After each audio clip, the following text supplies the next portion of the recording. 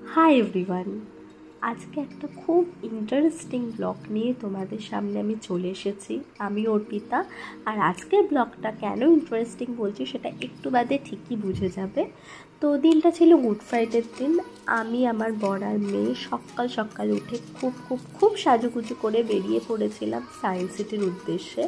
Science city কেন গিয়েছিলাম বুঝতেই পারবে, দেখতেই পাচ্ছ যে সায়েন্স সিটিতে একটা প্রোগ্রামের আয়োজন করা হয়েছিল, যেটা আমার মেয়ের স্কুলের তরফ থেকে ছিল, মানে স্কুলের অ্যানুয়াল প্রোগ্রাম ছিল।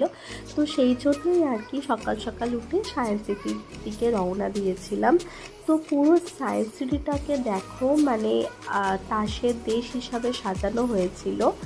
মানে এইগুলো সবই হাতে আঁকা ছিল। খুব খুব খুব সুন্দর লাগছিল যে আঁকাগুলো। ওদের প্রোগ্রামেরই একটা থিম ছিল তাসের দেশ, সেই জন্যই পুরোটা আঁকা, মানে আঁকা হয়েছে।